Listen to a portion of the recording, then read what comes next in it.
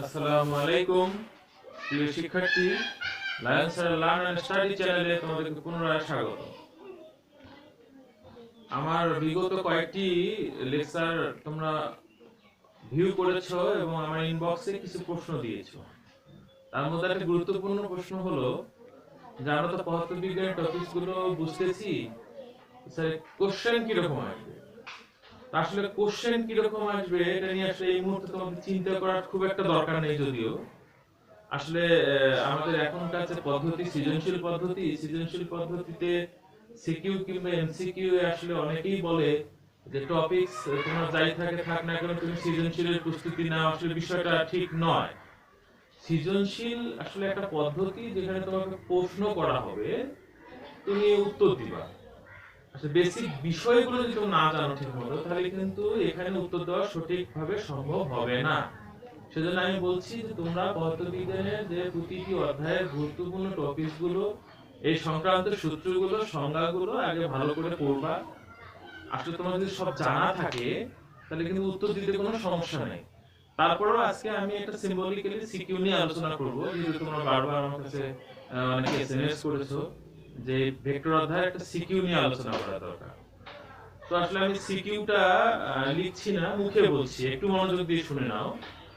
তার আগে বলা দরকার যে সৃজনশীল পদ্ধতিতে আমাদের সিকিউতে যে চারটি প্রশ্নের ধাপ থাকে, নলেজ, অনুধাবন, হ্যাঁ, অ্যাপ্লিকেশন এবং কি হায়ার অর্ডার, মানে জ্ঞানমূলক, অনুধাবনমূলক, প্রয়োগমূলক এবং উচ্চতর চিন্তন দক্ষতা। তো ফার্স্ট অফ অল আমাদের একটা স্টেম মানে উদ্দীপক থাকে। উদ্দীপক থেকে মূলত গ এবং ঘ অ্যানসার করতে হয়। ক খ আমরা সরাসরি টেক্সট বই থেকে নিয়ে নিই। সো উদ্দীপকটা আমি সিম্পলি একটু ছোট্ট উদাহরণ দিয়ে বোঝানোর চেষ্টা করছি। তার আগে আরেকটা জিনিস মনে রাখতে হবে, আমাদের যে সৃজনশীল পদ্ধতিতে যে প্রশ্নগুলো বোর্ডে আসে সবসময় তোমরা দেখবা যে এই প্রশ্নগুলোতে কিন্তু ক খ গ ঘ একটা ধারা সবসময় মেনটেন করা হয়।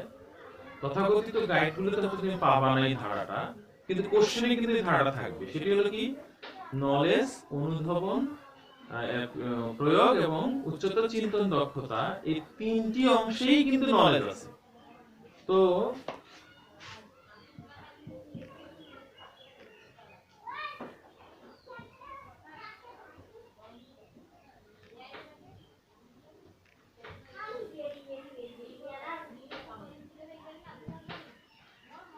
ক হলো নলেজ, হ্যাঁ, সি হলো, খ হলো কম্প্রিহেনশন মানে অনুধাবন, গ হলো অ্যাপ্লিকেশন, ঘ হলো হায়ার অর্ডার। এটি 1 মার্কসের, এটি 2 মার্কসের, এটি 3 মার্কসের, এটি 4 মার্কসের। এখন শিক্ষার্থী বন্ধুরা দেখো, আসলে অনুধাবনেরও একটা নলেজ থাকে। আসলে নলেজ নিয়ে অনুধাবন, সেখানে দুটো অংশে সমন্বয়ে 2 মার্কস, নলেজ দেন কম্প্রিহেনশন। তুমি আসলে নলেজ না বলে তুমি অনুধাবনে যেতে পারো না। গয়ে যে অ্যাপ্লিকেশন বলছো, আসলে অ্যাপ্লিকেশনে 3 মার্কস, 3 মার্কসের ডিস্ট্রিবিউশনটা আসলে কিভাবে? ডিস্ট্রিবিউশনটা হলো ওখানে একটা নলেজ থাকবে, ওখানে একটা কম্প্রিহেনশন থাকবে, দেন অ্যাপ্লিকেশন আসবে, এবং মার্কগুলো কিন্তু ছড়ানো থাকে। যদি কারো একটা গয়ের এই অংশ পর্যন্ত হয় তাহলে সে কিন্তু পার্শিয়ালি 3 এর মধ্যে 2 পাবে। কেউ যদি শুধু সিম্পলি নলেজটা আইডেন্টিফাই করতে পারে তাহলে সে কিন্তু 3 এর মধ্যে 1 পাবে। মাইন্ড ইট, উত্তর যদি ভুলও হয়। হায়ার অর্ডার, হায়ার অর্ডারে গিয়ে যদিও হায়ার অর্ডার বলা হচ্ছে, কিন্তু তারও একটা নলেজ আছে, অনুধাবন আছে, অ্যাপ্লিকেশন আছে, তারপরে হায়ার অর্ডার। তো দেখো শিক্ষার্থী বন্ধুরা, এইখানে একটা সিকিউতে কিন্তু 4টি নলেজ আছে। মাইন্ড ইট, এই 4টি নলেজ কখনোই একটি আরেকটির সঙ্গে ম্যাচিং হবে না। মানে এই নলেজের সঙ্গে এর ভিন্নতা, এর সঙ্গে এর ভিন্নতা, এগুলোর সঙ্গে এর ভিন্নতা হতে হবে। তাহলে এইভাবে আমরা একটা উদ্দীপক সেট করব। আমি উদাহরণ দেওয়ার চেষ্টা করছি, কতটুকু আসলে যৌক্তিকভাবে আমি তোমাদের কাছে পরে ফিডব্যাক নিব। তোমরা আমার উদ্দীপকটা একটু দেখার চেষ্টা করো। এই প্যাটার্ন অনুযায়ী কিন্তু আমাদের উদ্দীপক সবসময় সেট করতে হবে এবং তাই আসে পরীক্ষা, এবং তাই হলো সৃজনশীল পদ্ধতিতে উদ্দীপক সেটিং করার নিয়ম।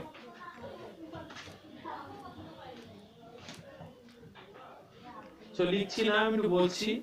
ধরে নাও একজন সাইকেল চালক সাইকেল চালিয়ে স্ট্রেট পথে 6 মিটার পার সেকেন্ড বেগে চলছে। হঠাৎ কি হলো, বৃষ্টি আরম্ভ হলো। বৃষ্টি কত বেগে পড়ছে? 4 মিটার পার সেকেন্ড বেগে পড়ছে।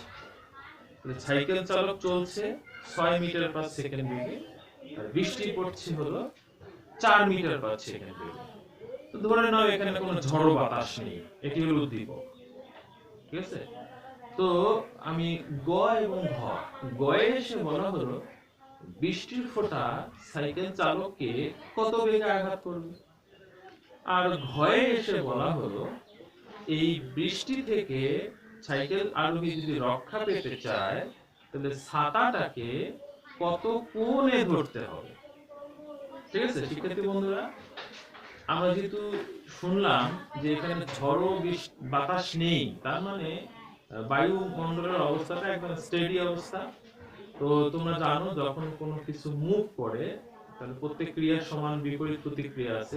বাতাস ঠেলে যখন সাইকেল চালক আগাবে তখন নিশ্চিত রূপে সাইকেল চালককে আবার বাতাস উল্টা পাশে ঠেলবে। তাহলে সাইকেল চালক যেদিকে যাবে বাতাসটা উল্টা পাশে একটা মুভ করবে আপেক্ষিক গতি অনুযায়ী।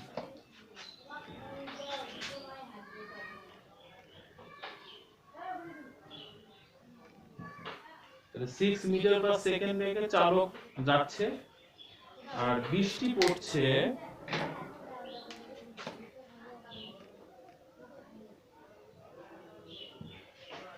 4 মিটার পার সেকেন্ড বেগে। তো কি হলো, সাইকেল চালক যাচ্ছে যেদিকে বাতাস ঠিক তার উল্টো পাশে সমবেগে ঠেলবে।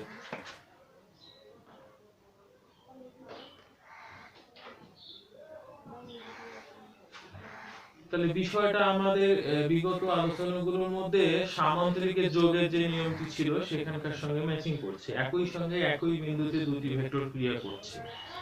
তো লব্ধি ভেক্টরটা কি হবে? লব্ধি ভেক্টরটা হবে, আমি লাল রং দেখিয়েছি বৃষ্টির ফোঁটার বেগ, সবুজ রং দেখালাম সাইকেল আরোহীর বেগের বিপরীত পাশে বাতাসের বেগ। তো একই সঙ্গে একই বিন্দুতে লাল এবং সবুজ দুটি ভেক্টর হিসেবে তুমি ধরে নিতে চাও, তোমার যদি মনে হয় যে তুমি এটাকে পি ধরবা এটাকে কিউ ধরবা, তাহলে এটাকে পি ধরলে আবার এটাকে কিউ ধরবা না। আমাদের কিন্তু নলেজ আগে থেকে দেয়া আছে, আমরা সেই নলেজটা ইউজ করব। সেক্ষেত্রে আমি এই 6 মিটার পার সেকেন্ড যেটা সাইকেল আরোহীর বেগের উল্টো পাশে যে বাতাসের বেগ সেটিকে ধরছি পি, আর দ্যাট ইজ অনুভূমিক বরাবর যে বেগটা সেটাকে ধরলাম আমি পি, আর উলম্ব বরাবর যে বেগটি আছে সেটিকে ধরলাম কি কিউ। তাহলে নিশ্চিত রূপে কি একটা ফলাফল হবে।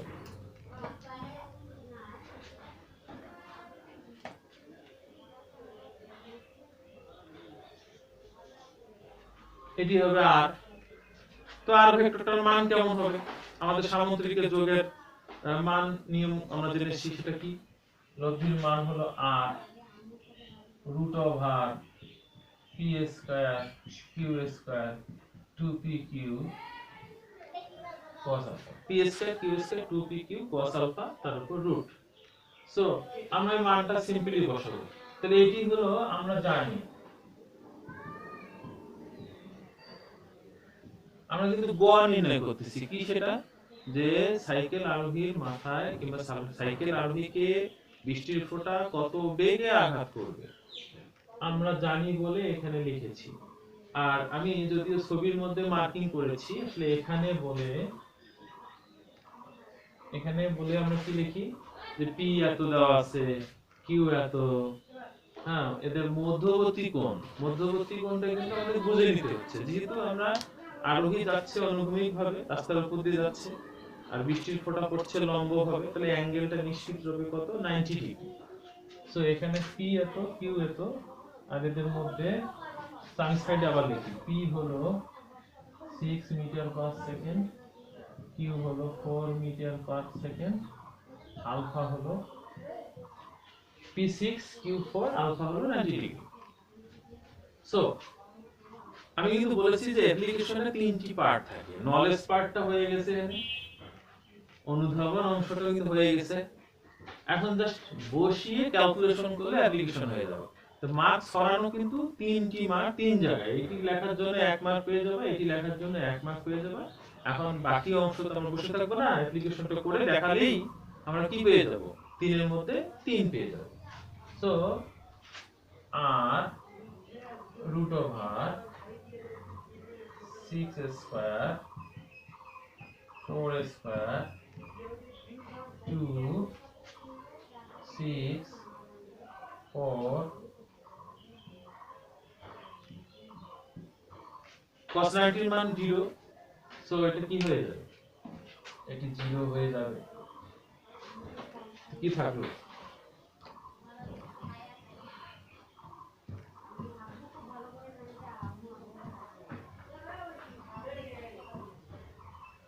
তাহলে √52 মানে কত, near about 7.2 meter per second, 7.2 meter per second হয়ে গেল।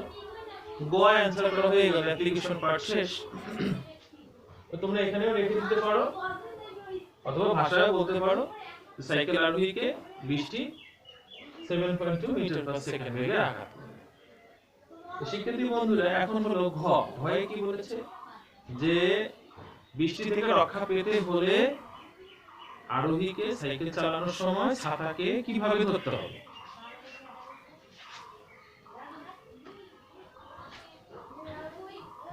আসলে এখানে আমাদের কি নির্ণয় করতে হবে, এখানে নির্ণয় করতে হবে দিক, ছাতা ধরার দিক। ছাতা ধরার দিক মানে হলো লব্ধি ভেক্টর p এর সঙ্গে, আমরা কিন্তু এর আগে যে নলেজ পড়েছি সামুদ্রিকের সূত্র, সেখানে কিন্তু আলফাটা হলো p এবং q এর মধ্যবর্তী কোণ, আর লব্ধি ভেক্টর r p এর সঙ্গে যে কোণ উৎপন্ন করে সেটি হলো কি থিটা। লব্ধি ভেক্টর r p এর সঙ্গে যে কোণ উৎপন্ন করে সেটি হলো কি থিটা। এবং সেটা নির্ণয় করার জন্য যে নলেজ, সেটি কি আমরা জানি,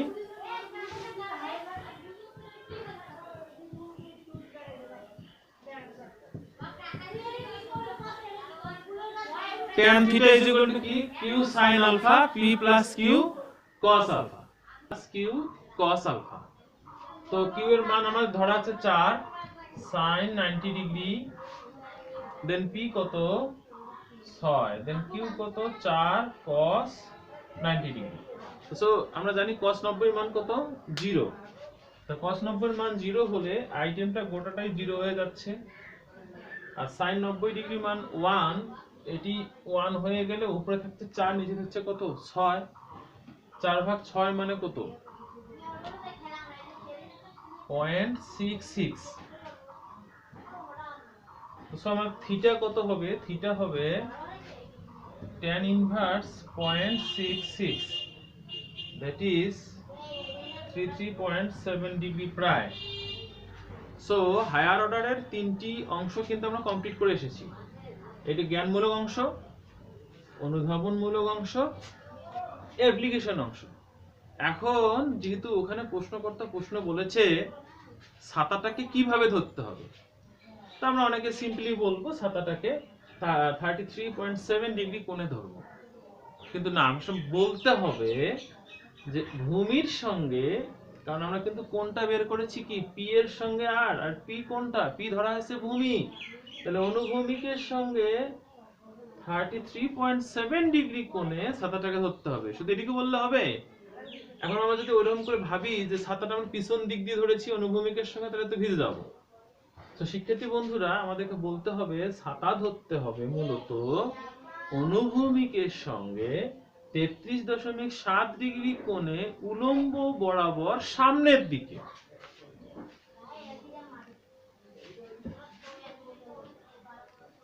আমি যদি রেখাটাকে এক্সটেনশন করি, তাহলে বিপরীত কোণ অনুসারে যে থিটা কোণটা বের করেছি সেটি কিন্তু হলো এইটা। তাহলে সাইকেল আরোহী যাচ্ছে এদিকে, সাইকেল আরোহী যেদিকে যাচ্ছে সেদিকে কি করবে, সামনের দিকে ধরবে ছাতা। কিভাবে ধরবে, ভূমির সঙ্গে 33.7 ডিগ্রি উপরের দিকে, বা ভূমির সঙ্গে 33.7 ডিগ্রি উলম্ব ভাবে সামনের দিকে ধরে এগিয়ে যাবে। আর যদি কেউ এটাকে পি না ধরে এটাকে পি ধরে এটা কিউ ধরতো, তার কিন্তু উত্তরটা আসতো 33.7 এর জায়গায় ক্যালকুলেশন করে 56.3। এই কোণটি যদি হয় 33.7, তো নিঃসন্দেহে এটি কি হবে 56.3, তাহলে ওটা উত্তরও কিন্তু গ্রহণযোগ্য হচ্ছে। সে তখন বলবে উলম্ব রেখার সঙ্গে 56.3 অনুভূমিক ভাবে সামনের দিকে ধরে এগিয়ে যেতে হবে। আর এ কি বলবে যে অনুভূমিকের সঙ্গে 33.7 ডিগ্রি কোণ সামনের দিকে ছাতা ধরে এগিয়ে যেতে হবে। তো এই কমেন্টসটা শেষে লেখার জন্য 1 মার্ক। অনেকেই কিন্তু খুব অডিট থাকে যে হায়ার অর্ডার আমি টাচ করব না, হায়ার অর্ডার টাচ করতে পারছি না কারণ আমি তো বুঝতে পারতেছি না। আরে পাগল, যদি হায়ার অর্ডার টাচ করতে গিয়ে কখনো কনফিউশন হয়, তুমি যদি এই 3টি ধাপ করে আসো, তুমি 4-এর মধ্যে 3 পেয়ে বসে আছো কিন্তু। সো ডোন্ট ওয়ারি, সৃজনশীল প্রশ্ন নিয়ে ঘাবড়ানোর কিছু নেই। এটি কিন্তু আসলে হায়ার অর্ডারটাও একটা অ্যাপ্লিকেশন, জাস্ট শেষে গিয়ে 1 মার্কটা কমেন্টস। সো আমার শিক্ষার্থী বন্ধুরা, তোমাদের মনে হয় সৃজনশীল প্রশ্ন নিয়ে সমস্যা তেমন একটা থাকার কথা না। আমাদের যেহেতু উদ্দীপক থেকে গ এবং ঘ অ্যান্সার করতে হয়, তবে সেহেতু আমরা ওখানে লক্ষ্য করেছি গয়ে 3টি অংশ, ঘয়ে 4টি অংশ, এই 60টি মার্ক কিন্তু ছড়ানো আছে এবং সেটার জন্য অবশ্যই ডিপেন্ড করতে হচ্ছে আপন দ্য নলেজ। সো আমাদের কিন্তু আবারও আমি বলছি তোমাদেরকে যে খুবই গুরুত্ব দিয়ে যতগুলো নলেজ আছে এগুলো অ্যাচিভ করো, ফিল করো, এগুলো প্র্যাকটিস করো, এগুলো বেশি বেশি এক্সারসাইজ গুলো করো, তাহলে সৃজনশীল কোশ্চেন কোনো কোশ্চেনই না। তো শিক্ষার্থী বন্ধুরা, তোমরা অনেক ভালো করবা, অনেক ভালো থাকবা। Thank you very much.